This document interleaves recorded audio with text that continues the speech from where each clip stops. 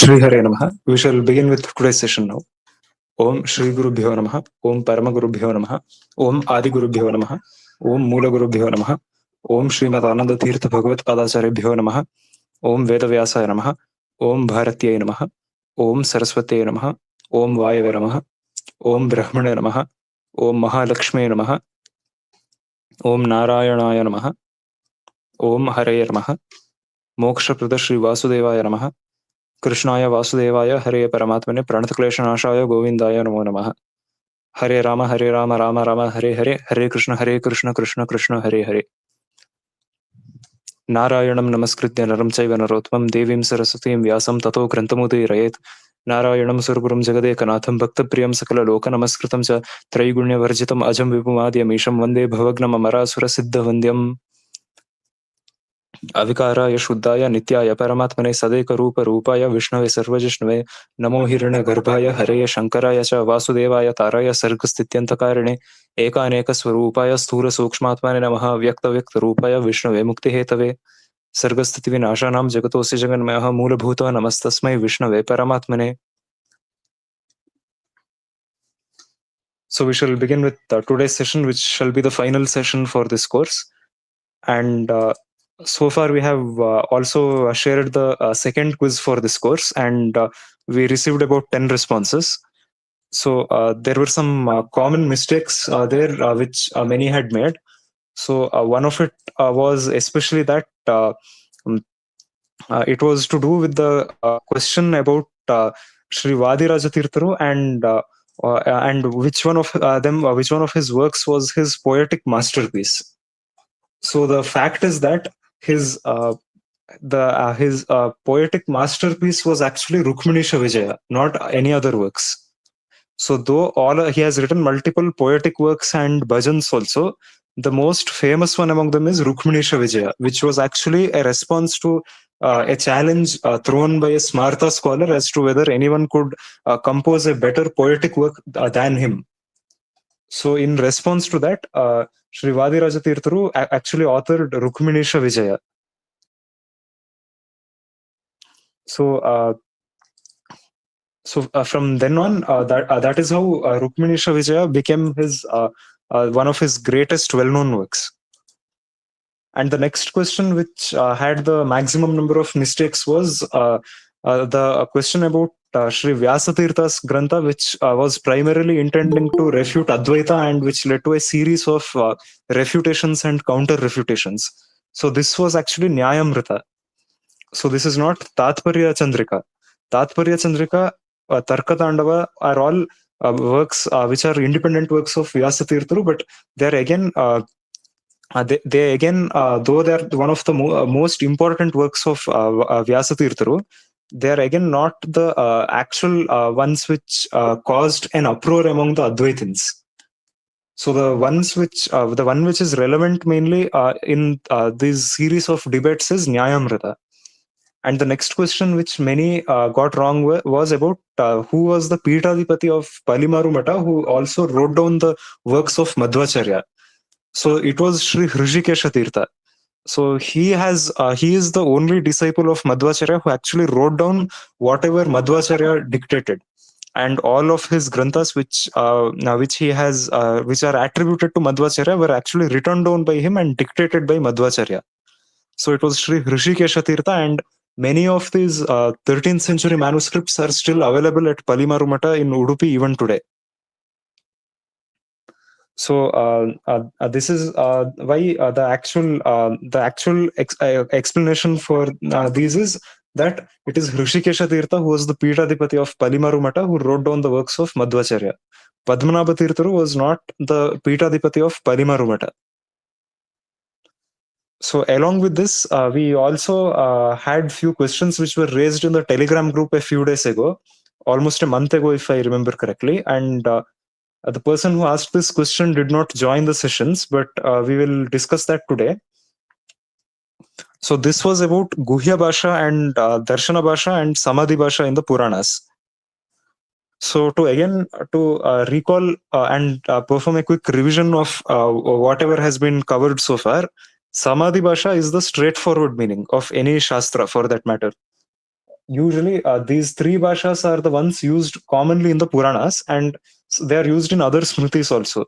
The Vedas have other three types of meanings, that is, where all three are valid actually, and those are Adhyatmika, Adi Daivika, and Adi Bhautika. So those are in relation to oneself, in relation to Bhagavan, and in relation to the other entities.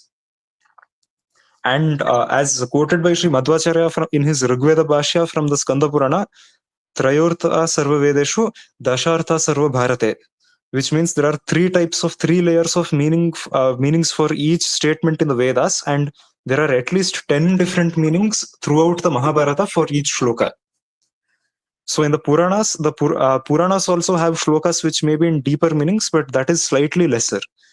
So the question was, in the 8th skanda of the Bhagavata Purana, there is in one of the adhyayas, that is the 7th adhyaya, there is an entire stuti for Shiva, which is chanted by the Devatas, where they call him the supreme being and also the very originator of Brahma, Vishnu, Shiva, and everything else. So the question is as to how this should be interpreted, and does this mean that the Purana uses Darshana Bhasha? So first thing first, the fact is that the Bhagavata Purana and the Vishnu Purana are two Puranas which are purely Vaishnava. Or in other words, their statements may be in either Samadhi or Guhya Bhasha. They are not in Darshana Bhasha at all, because they do not mention anything about anything to do with the tenets of another Darshana which is not Vaishnava. So this is why there is a classification of the Puranas and the Smritis, the Dharma Shastras, into Satvika, Rajasika, and Tamasika based on what kind of Bhasha is most predominantly used there. So though we Madhvas do not exactly accept the idea of Satvika, Rajasika, and Tamasika Puranas, we believe that this classification means that those Puranas which are easily going to provide the correct information to benefit the Satvika people, or those of Satvika Swabhava, they are the Satvika Puranas. The Rajasika and Tamasika Puranas are those which can provide incorrect meanings, and those which may benefit, not exactly benefit, but those which will favor what a person of Rajasika or Tamasika Swabhava might think. So those are the Rajasika and Tamasika Puranas respectively. And along with that, though we do not exactly accept this classification, Madhvacharya has given a different classification, that is Vaishnava, Shaiva, and Brahma. So that is those Puranas which the sections or parts of a Purana which favor the supremacy of Vishnu are called Vaishnava.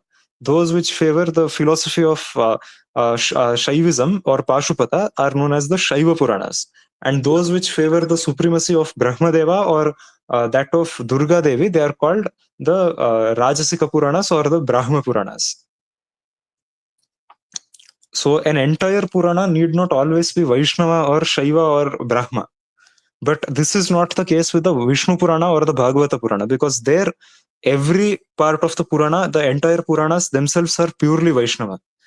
So coming to the question about the statements in the Bhagavata Purana which talk about Shiva being Paramatma, they are actually stated so because here the ultimate beneficiary of all those prayers is Shiva's Antaryami, that is Sankarshana.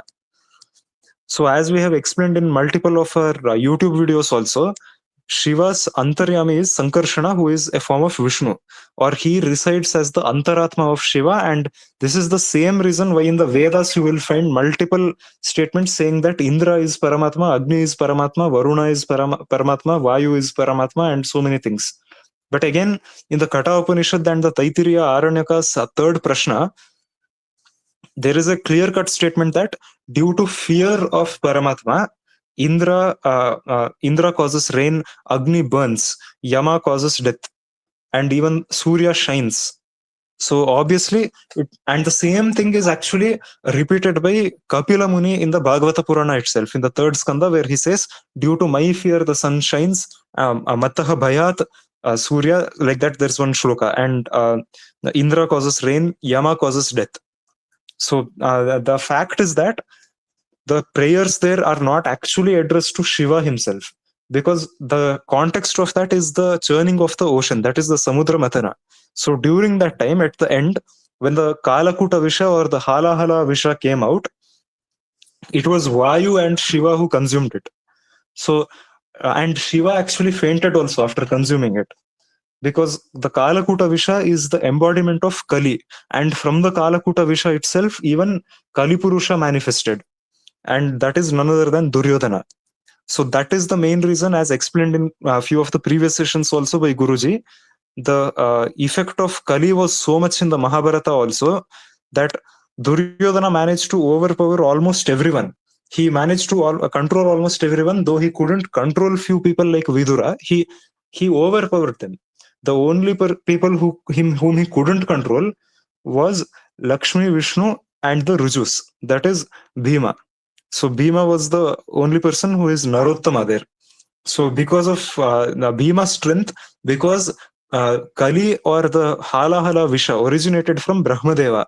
So it is only Brahma's equal, that is Vayu, who has the ability to tolerate him or overpower him.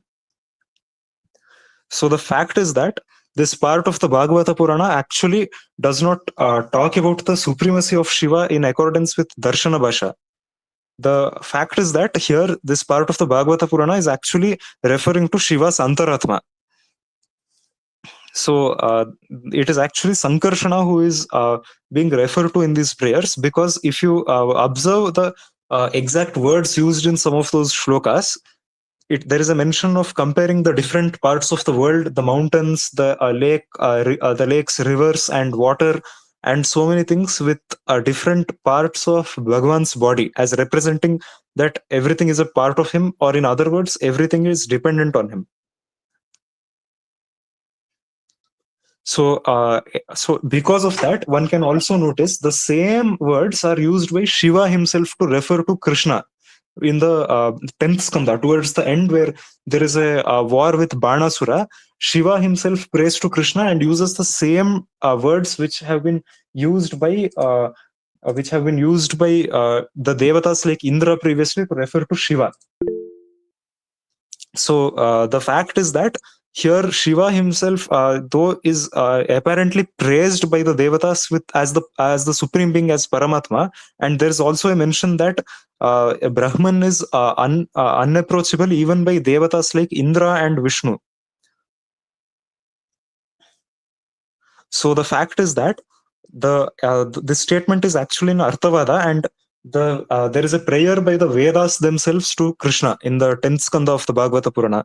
There again, the same statement is repeated, saying that because you are Ananta, not even Mahendra and not even you yourself can reach the end of yourself. So similarly, same is the case here. So the prayers there in question are mainly for Shiva's Antaryami.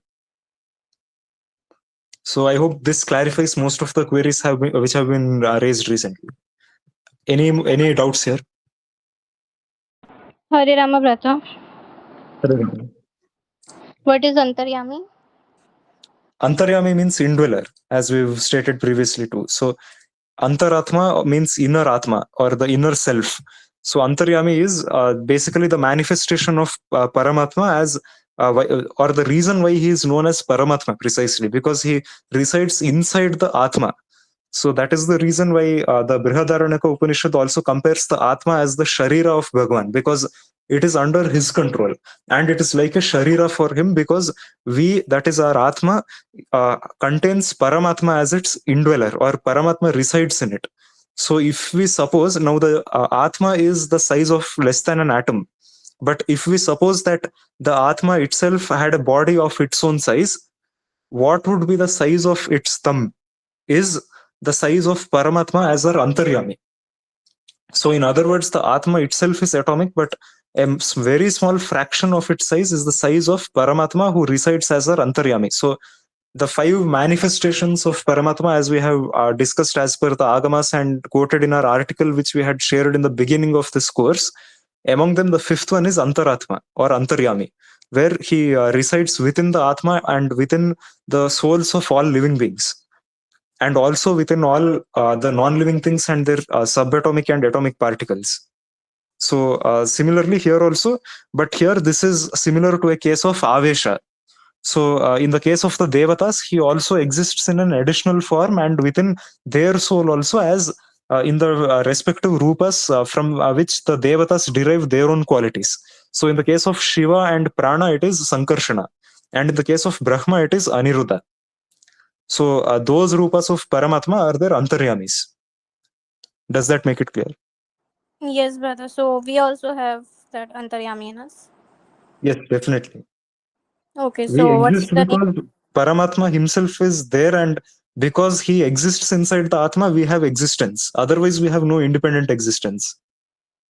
Yes, got it. Thank you.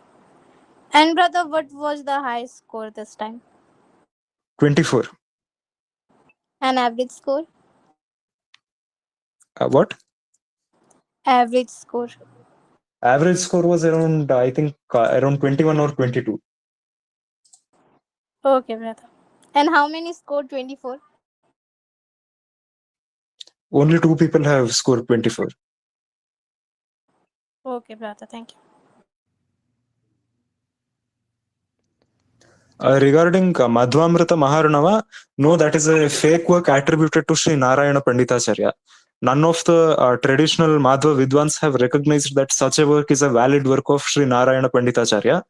So that is actually, if you see the work itself, it becomes clear, because the language used there is not the style of Sri Narayana Panditacharya, and moreover, even the contents are also totally deviating from the original works of all our Purvacharyas. So that this book actually abuses all non-Madhva Sampradayas, including Sri Vaishnavas, and it criticizes and badmouths Ramanujacharya and other Sri Vaishnavas also. But the fact is that Vedanta Deshika and multiple others have been on cordial terms with us. And the fact is that also Sri Vedanta Deshika has previously appreciated Madhvacharya multiple times.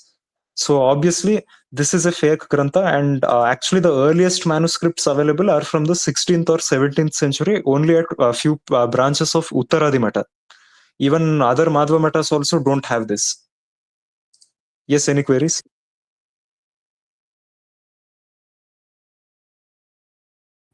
Yeah, brother, one question.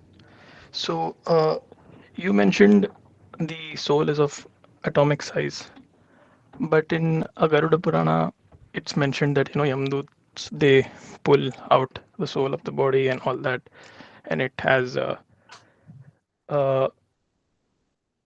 structure just like a human body, like head, legs, and all that. So, if it's atomic in size, like how is that possible? Like how is that correlated? That statement is actually just a metaphor. It does not literally mean that the soul is like that only exactly in that form, because the soul has no specific form. The self, that is the jiva, has no specific form with so and so features or anything. But again, it has a certain swabhava and certain qualities based on which it, depending on the time and situation, it can develop or obtain such a form. So usually in Naraka, when the Atma reaches there it gets a temporary body to undergo suffering. Does Okay. that make it clear? Yeah. And one more question I had. How does Swabhava, Prabhava, and Karma affect Dhyana, Ichha, and Prayatna of a Jiva? Like, are they correlated, or does Dhyana, Ichha, Prayatna depend on Swabhava, Prabhava, and Karma? So they depend on the swabhava, and they depend primarily on the karmas of the jiva, and karmas are determined mainly by, as said in the Bhagavata Purana also, by one's swabhavika gunas as well as prabhava. So depending on which influence is stronger, the jiva exhibits those qualities, and finally developing our swabhava and manifesting it completely is what is the ultimate aim for all jivas, and the destiny which everyone deserves. Okay. So it can be said that Dhyana, Ichha, and Prayatna depend on these three factors: Swabhava, Prabhava. Yes. Okay. Yes, in a way you can say that. Okay. All right. Thank you.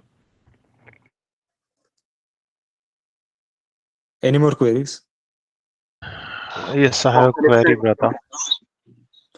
Ruburaj, Uh, please mention your query first. He had already raised his hand. yeah, okay. No problem.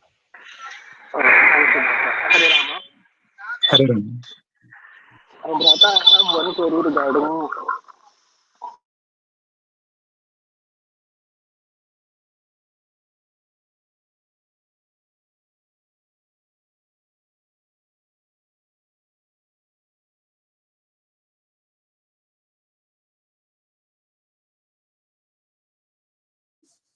If there's any disturbance or noise, you can just type your query in the chat box. Brata, I'll just type it in. Okay, till then, does anyone else have any further queries?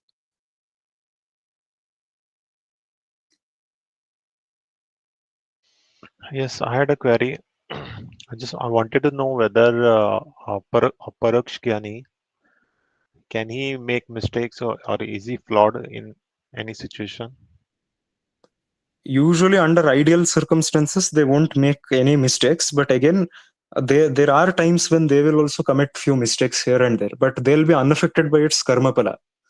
So the main reason for that is in accordance with their swabhava, if they perform excess punya, which would grant them something which they cannot deserve because that exceeds what they deserve as per their swabhava.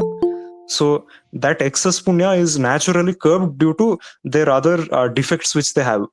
So, for example, among the Sattvikas, the most number of defects are there in the Manushya Jivas.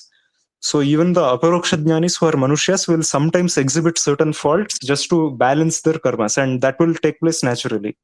So, even in the case of the Devatas, we can see this.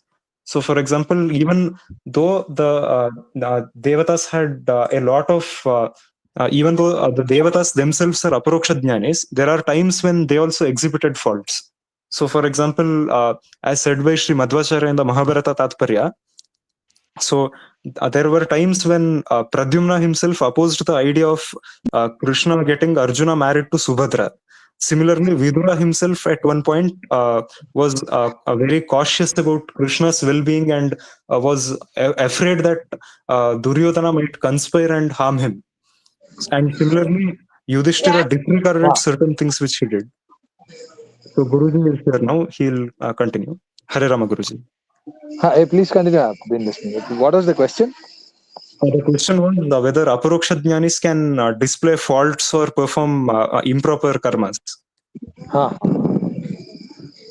So, yeah. Fine. Okay. So, you intended this to be the concluding class, right? Yes, Guruji.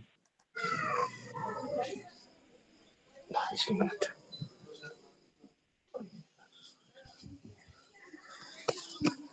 Hare Ram. So, you spoke something in that regard? Not yet, Guruji. We were waiting for you to join. I first was clarifying some remaining queries which some of them had. Okay. ನಾನು ಇಲ್ಲ ಹೊಟ್ಟೆ ತುಂಬಿ ಮಧ್ಯಾಹ್ನ ಮಾಡಿದ್ದೆ ಹೊಟ್ಟೆ ತುಂಬಿ ಹಾ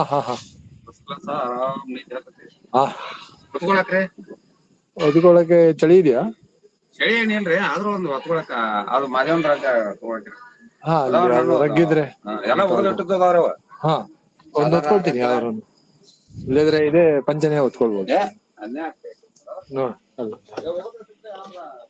ಹಾ ತಗೊಳ್ತೀನಿ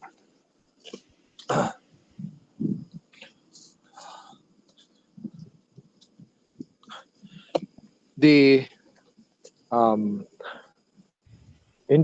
this session, this course was supposed to be intended to be an introduction to Tattvavaada. Tattvavaada is very profound, and as you people might have already realized, it is not something that can be just over just like that.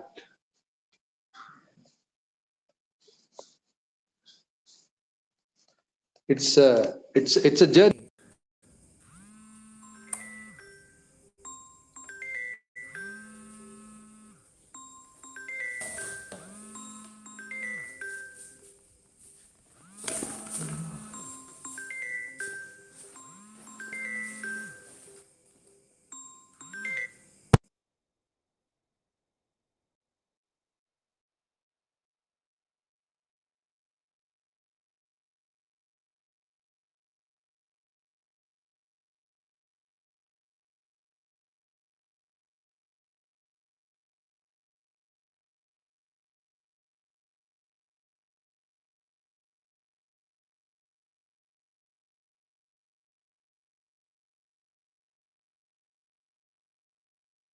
Guruji, your voice is not audible.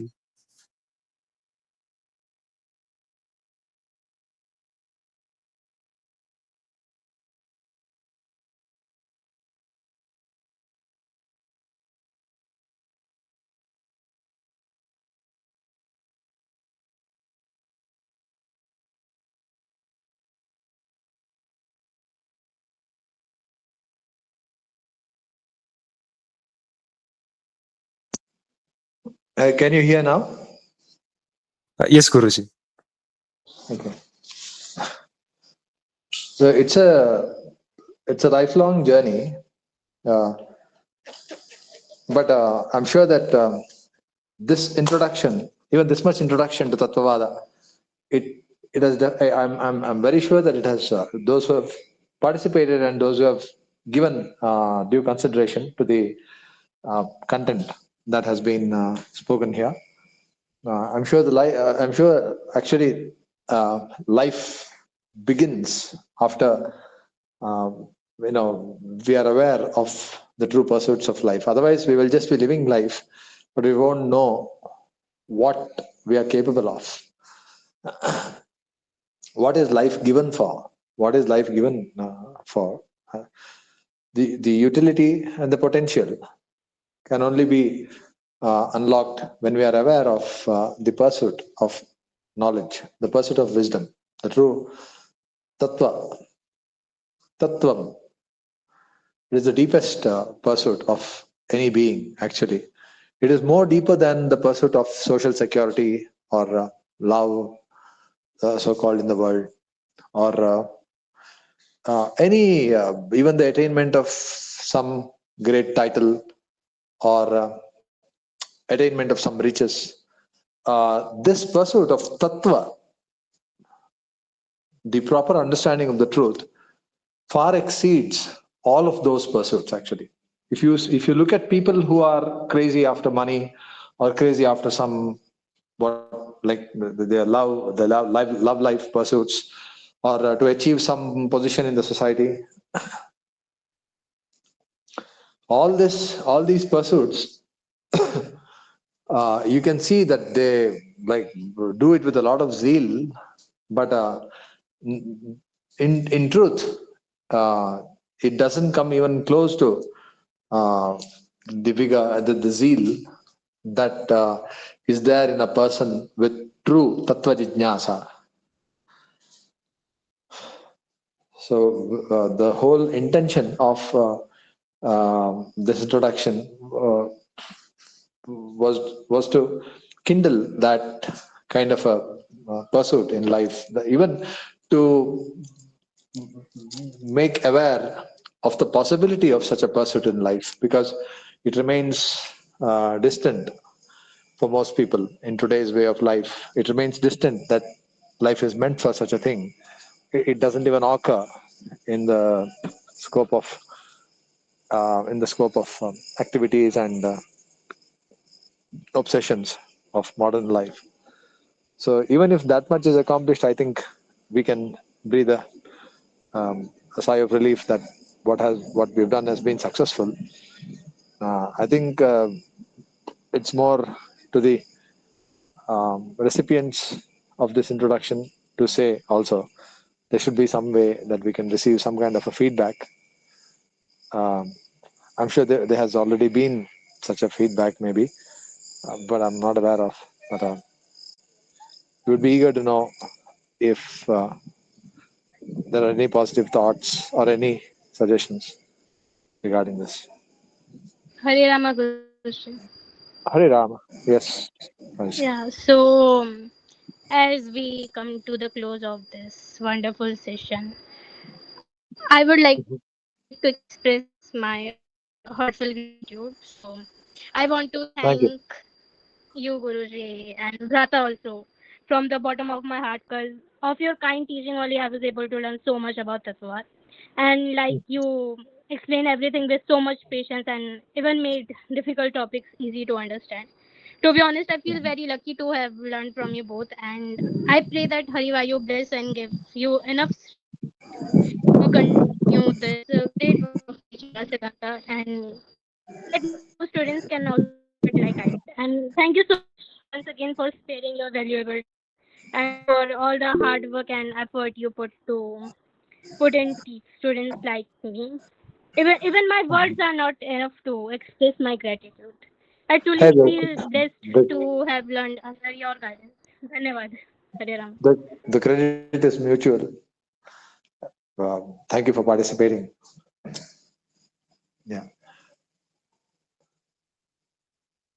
Mm, it should not, when those who have participated with good zeal, this is not like the kind of end of it. Please feel free to contact us should you have any questions or any interests in this regard that you would like to seek some clarity about pursuing. Please feel free. Okay. Prajna, anything you want to Yes, say? Guruji. Nothing much. Also, there is a question in the chat box someone has shared. Yeah, what's it? There was a question regarding Swabhavika and Aupadhika Varana's importance. I answered both are equally important. It was wrong. How? So this was one question which we had put in our quiz recently, and the answer to that was there were multiple options as to which is more important, Swabhavika or Aupadhika Varana, and the answer was Swabhavika Varana. So this person wanted to know the explanation.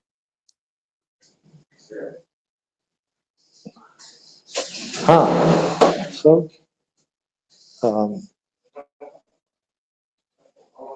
you've given the answer, right? Still, here the question stays even after the answer, right? Is it? Yes, Guruji.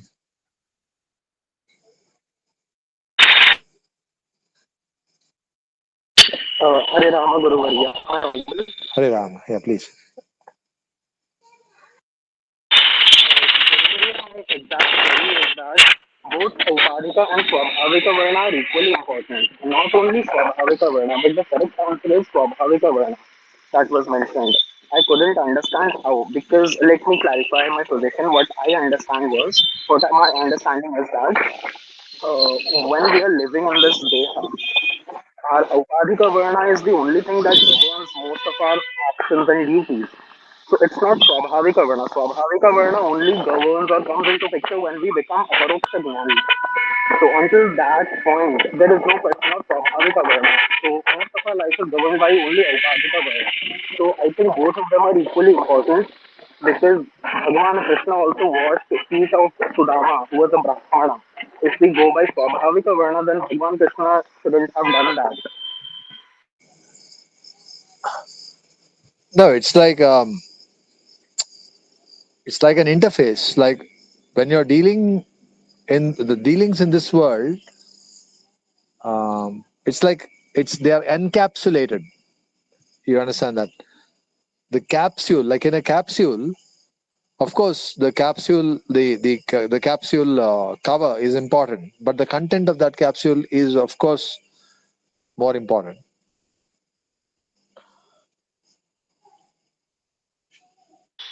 But Guru Maria, to this question, which is more important? Is it Swabhavika Varna? Because we do not know currently what is our No, Swabhavika Varna. it doesn't see. That's what. See, another thing that we would like to correct, we would like to bring to focus is that we give too much importance to what can be currently known.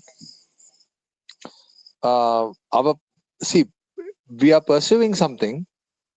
We should know that what can be currently known is very little, and even the little that we can know is only as important as it can lead us further in that pursuit. So it's all about patience. It's all about being able to sit with the problem, sit with the question. So whatever we know a little, it's difficult to draw conclusions based on what we can know now. What we can know now is very meager, mostly. That's the beauty of this knowledge, that what you can so-called know now and what we think that we know and what we don't know is also sometimes misleading, because sometimes what we think we don't know, we would be knowing that very well actually inside, and what we think that we know, that will actually lead us astray, because many a times I've seen that we won't know that actually what we think we know. So I think we need to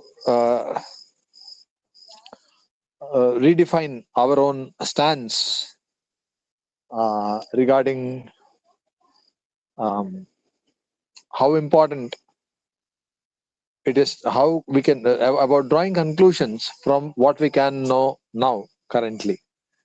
All of these pursuits, like I said the other day also, it's so important to sit with the question long enough. So it's not about, it's what we can know now. Yes, you need to function with that knowledge to some extent, but we need to know that even what we are doing in your fullest potential, what you can function now to the best of your abilities, is also a very meager thing. So we need to ground ourselves in the context of that greater pursuit. I think that's very necessary. Only that can give us a proper perspective, because aneka janma samsiddha tato yati param gatim. So we tend to attach too much importance to what can be known right now.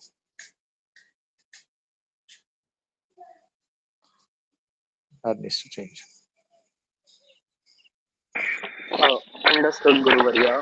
Thank you, Guru Varya. Hare Rama. So my understanding is that currently we do not know what exactly we are going to be in the future. In the ultimate analysis, only Swabhavika Varna matters in that sense.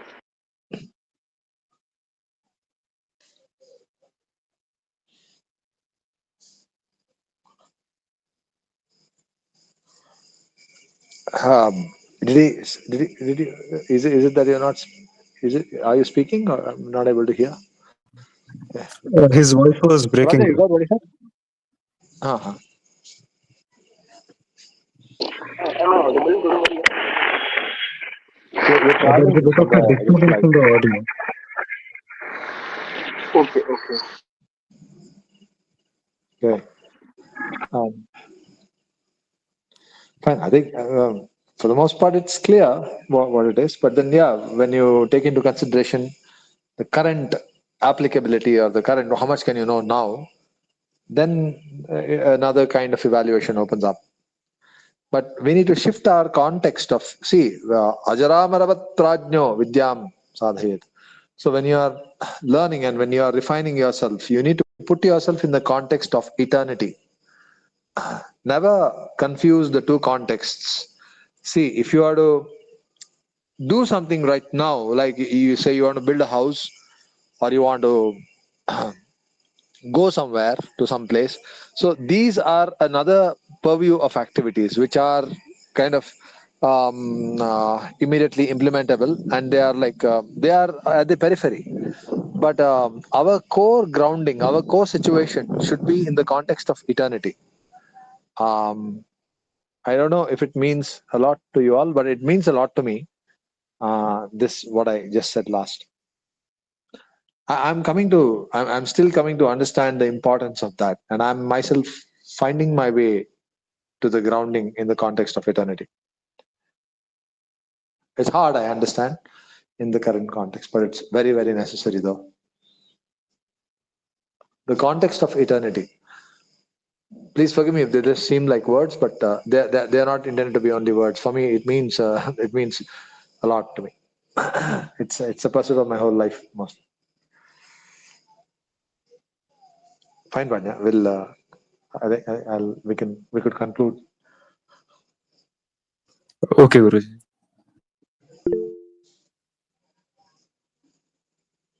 Oh, he's saying fine.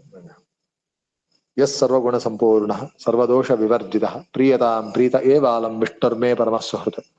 Abhramam bhangarahitam ajadam vimalam sada anandatirthamadulam bhaje tapatrayavaham. येनाहमिह दुर्मार्गादुद्धृत्य अभिनिवेशितः सम्यक् श्री वैष्णवे मार्गे पूर्ण प्रज्ञन् नमामितम्. आचार्याः श्रीमदाचार्याः सन्तु मे जन्म जन्मनि.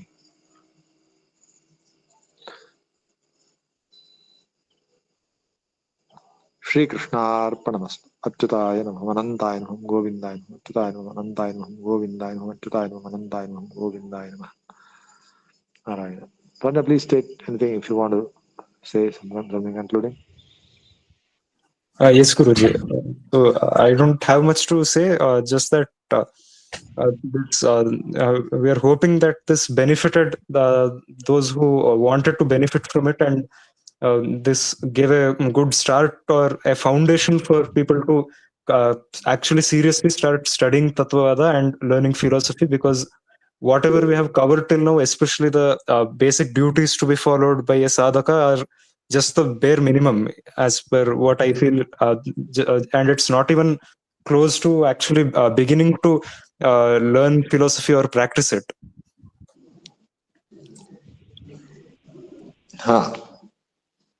Guruji, maybe I want to say a few words.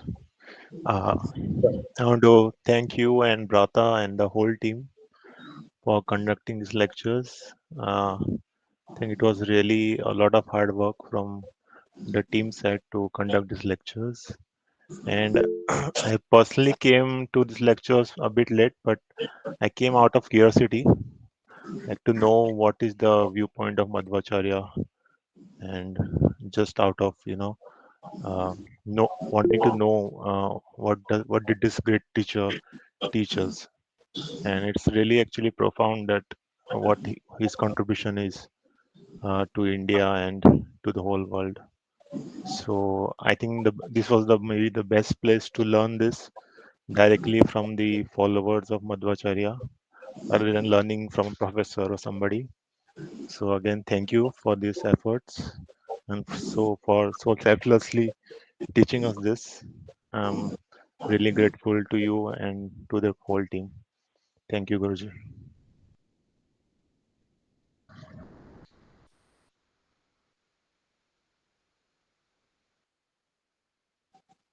Thank you. Thank you. Yeah. It was Prajna took the initiative of doing this kind of work, and the anusandhana behind this work will be two levels. One is, of course, to benefit others, and through that to please God, so that our understanding and our own depth of tattva jnana and tattva jnana will increase. And I hope that has happened. I'm vouching for the fact that it has definitely happened. Every time we try to explain something, even a little thing, when we try to clarify that or explain that to someone who is sincerely seeking to understand, that really heightens our own understanding. Also, the level of edification that is received is unforgettable. Thank you all. We'll pray for the blessings of Madhvacharya to continue to guide us in this path. Hare Rama. Fine. Thank you, Good Guruji. morning. Thank you. Good morning. Thank you all very much. Hare Rama.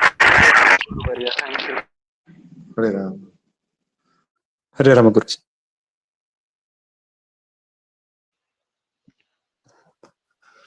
So some final instructions to everyone. That is, again, tomorrow we shall be sharing the link for the final quiz of this course, and this shall again remain till for the next 1 month, and all the recordings shall also be there for one more month till around July, or towards the last week of July.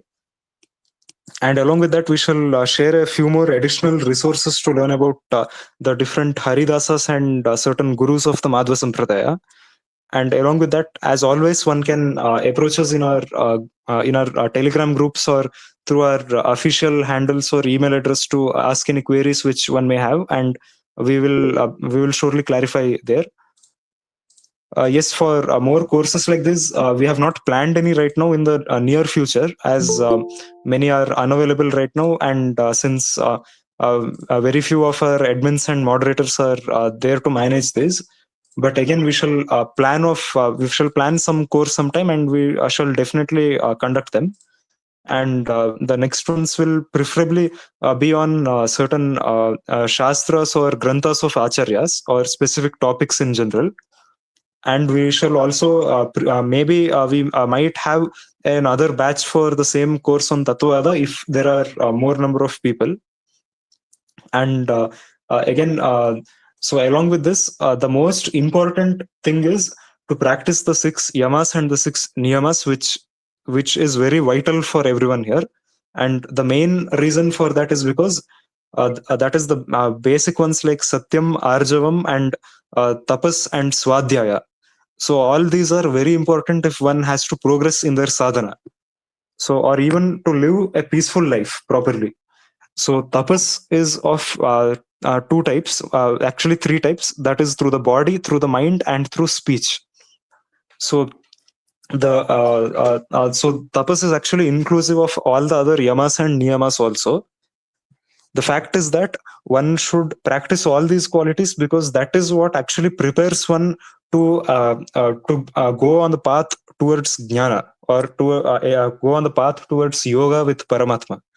So to achieve that state actually is not that difficult as one might think also sometimes. The main reason why we don't get enlightened even by praying so much or performing so many pujas and or chanting mantras is mainly because of our incompetence to practice all these yamas and niyamas perfectly. Now that is not going to be possible instantaneously, but again, till we achieve that status, it will take longer if we do not practice these. So again, the main qualities which one must have are to practice swadhyaya, that is to obtain knowledge and to practice it and to keep learning on one's own also, not just waiting for someone to come and teach it also. Now swadhyaya doesn't mean that one should totally interpret and understand everything without the help of a guru or an acharya.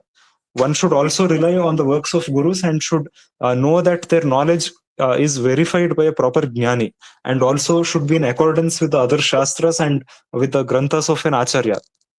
So for this reason, an acharya is also required to learn, but again, one must also practice swadhyaya along with that. So through this, one can actually achieve the paravidya. But again, as said by Guruji also, there should be no fixed time limit one should think for achieving this, because this will take janmas together. This is not something which will come in an instant or within a few years or so. So this depends again and varies for everyone, and everyone has their own clock and how they might achieve it. So we don't know where we are right now on the path of our sadhana, and what our swabhava is also we cannot guarantee all the time in 90% of the cases. So the fact is that this is again just a small foundation, and which does not even cover the essentials of Tattvavaada either. So again, to learn philosophy properly, reading the granthas of acharyas is required, especially those of Sri Madhvacharya and Sri Vyasatirtha. So Sri Vyasatirtha's granthas, especially some like Nyaya Sudha, that is the work of Jayatirtha Nyaya Sudha, which is Jayatirtha's commentary on the Brahma Sutras, and also along with that, Sri Vyasatirtha's Nyayamrita and Tatparya Chandrika primarily. Tatparya Chandrika, these are few granthas which actually are very important to help us understand bhakti and to actually help us understand how to properly live like a bhakta. So all the time it is natural for one to come across difficulties which might make one question their faith in Bhagwan or whether even God exists, because in this age we haven't really had such experiences like the people living in the previous ages, where they could experience the influence of God better and could practice all these sadhanas better than what we can do right now. So again, along with this, the most important thing is to practice some sort of sadhana, like practicing japa of Bhagwan's namas, and that is his names, and also to chant stotras and perform different forms of worship in accordance with our capacity, and also to keep on obtaining jnana, because bhakti and jnana are the two most important things to achieve Paramatma. And to obtain yoga with Paramatma, obviously one needs bhakti, which is a form of yoga, but that also includes karma and jnana, as said in the Vishnu Purana. And if you see those shlokas there, they're actually one, because unlike what people may think, tapas is not about sitting in a forest and meditating or renouncing the world and renouncing one's responsibilities, because the Shastras are very clear that to actually practice bhakti properly and to achieve aparoksha jnana, one also needs to perform jnana yoga and karma yoga. So that includes performing the regular day-to-day activities which we perform, because we have this body and we must have some purpose for it. And also we should contribute something to the Jagat Chakra, as explained repeatedly by Guruji in the previous sessions. So this is why we must practice all these things to actually to have some benefit for us, because when we perform some benefit to the world and to other beings in general, we are actually said to be sattvika. Can we say we are sattvika if we are attracted to Hari? Yes, in a way, but it's not possible to ascertain anyone's swabhava. So so that you cannot ascertain one's swabhava immediately unless you have observed that person long enough, and you can also see their reaction in different situations, and you can make out that they are actually likely to be very likely to be sattvika. But again, unless that person is an aparoksha jnani or some devata, it is not possible to immediately guarantee that. Though with time, as one's swabhava manifests and one is exposed to all sorts of situations, their swabhava starts becoming evident. And at one point, if their swabhava starts to manifest too much, then at that point we can actually say that their swabhava is so and so. But again, by superficially observing one, we cannot say that. So the symptoms of the sattvikas are that they will want bhakti at any cost, no matter what sort of situations they might face. And this cannot be said within just a span of few years or so. It will take much more than that. If we have any doubts further, we can see it on the YouTube recordings, right? Yes, the recordings will be available for almost 1 month from now. And after that, we will issue the certificates, and after 1 more week now, we will allow everyone else who may not have been able to take the quiz previously, or who may not have got a satisfactory score, to retake the quizzes. And from then on, one can also ask any queries they have. They can be emailed to our official email address, or one can also ask that on our Telegram group also. So we have multiple channels for asking queries. Yes, any queries? Brother, after 1 month, will you delete the recordings? Yes, the recordings will be unavailable. We will cut them short and upload few important clips of whatever Guruji has explained. Why will you delete the recordings? What? Because again, this was the first course which we have conducted, and many recordings are not always that relevant. So like there are a few important portions which cover the important content which are needed, and again these courses will again, there will be more such courses like this in the future. So at that time we will keep some of those recordings. But again, the necessary part is whatever has been explained, or whatever things were important, so we'll keep that. Okay, brother. Thank you. So some instructions here regarding the this course. And so in the next quiz there will also be 2 written questions in the final quiz. So there you will have to explain whatever you know to the point. So it's not about the length of the answer which will matter, or the or whether how long or short it is, or what words you use exactly, but it depends on how you phrase it, and how you explain the point, and whether what is important is covered in that. And these will be for 10 points totally. Along with that, there will be other questions for 15 points. So again, the total points will be 25. So along with that, we shall also share some resources on few things like about the different gurus and the Haridasas, and also some books of Sri Madhvacharya, which one can refer to. And along with that, also we would like to mention that we would suggest everyone here to also parallelly learn Samskrita. There are multiple books for that, and there are courses conducted by organizations like Samskrita Bharati. And one can go to our homepage at bhaktideeds.org and go to the tab called Learn, where there is a page called Learn Samskrita, where we have compiled all sorts of resources as to how one can learn Samskrita. So along with that, there are books there on Chandas and Vyakarana. So those will also be helpful subsequently. And once one has basic knowledge of Samskrita, it will be easier for one to learn the Shastras, especially such as, for example, the Vishnu Purana, which we have published. And along with that, we shall be publishing some more granthas, such as the Bhagavad Gita and the Vedanta Sutras.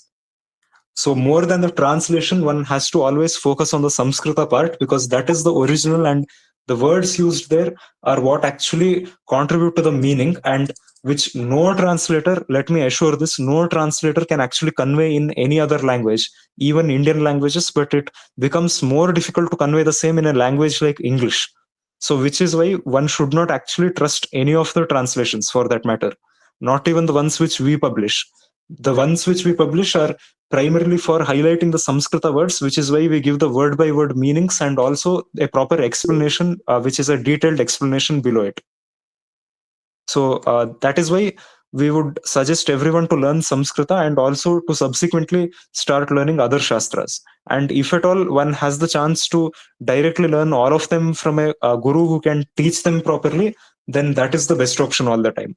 If not, we will always arrange a few sessions here and there with Guruji. Even on our YouTube channel, we may do it, and we will also be covering content and publishing articles and books on our websites also, which will be approved by the traditional acharyas.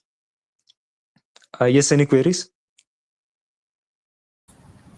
Pragya Mahadaya, what is the meaning of the deeds that you have used in your channel? Achyuta Bhakti deeds. What does deeds mean? Deeds is just an acronym for details. It's a word which means details or facts.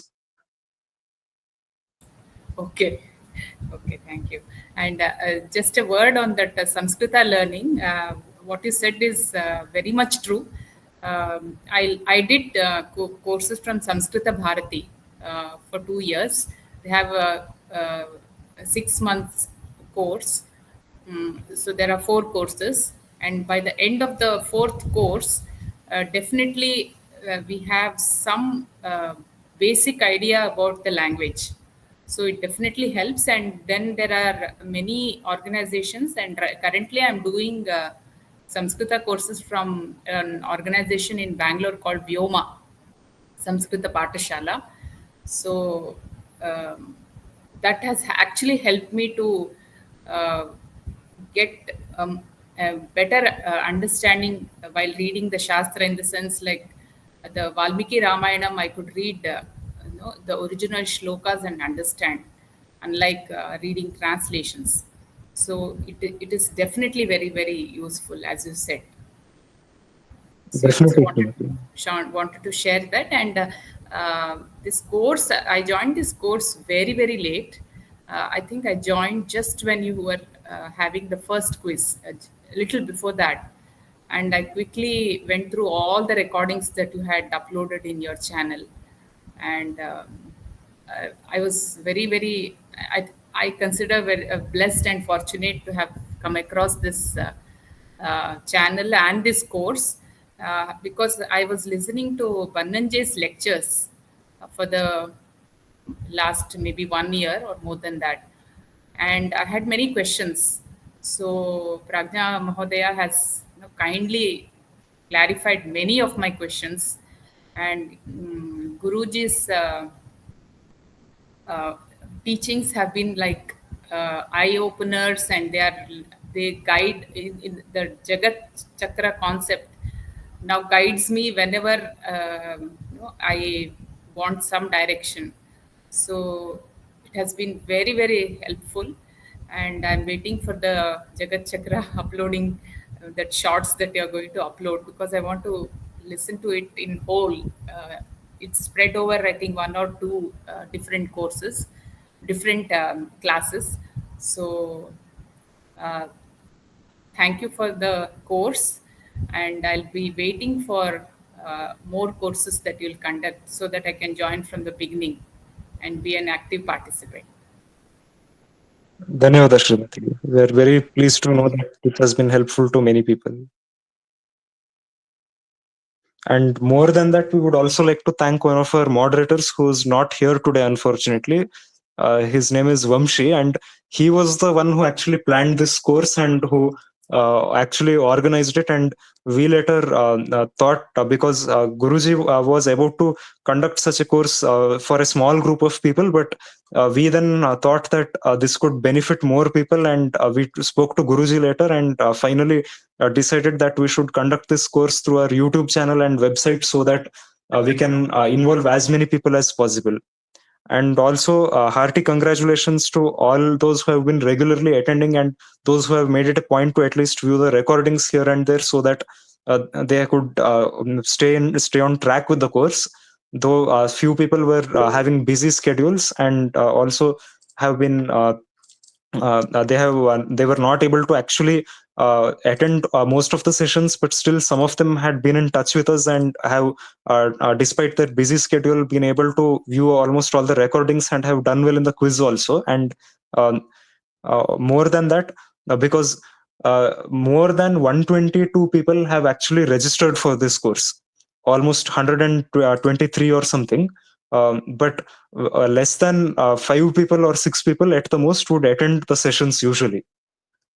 So that is why the fact that so many people have been determined enough to watch these sessions and come here itself shows that they have sufficient determination to actually perform their sadhana and to obtain jnana.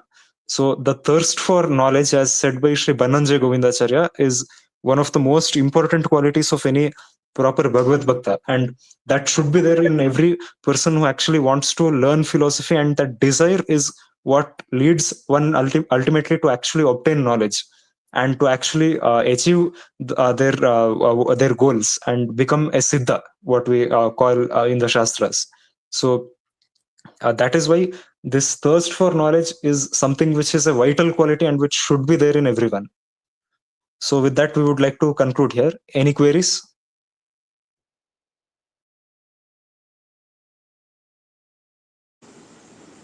No queries. Thank you, brother. Yes, brother. Thank you. Okay, Dhanyavada. We are glad everyone liked it, and we will also issue the certificates to the participants once all the quizzes are done. And so that's all for now, and we shall conclude with this. Shri Krishna Arpanamastu. Shubharatri. Achyutaya Namaha. Om Anantaya Namaha. Om Govindaya Namaha. Om Achyutananta Govindebhyo Namo Namaha. Hare Rama, brother. Hare Rama.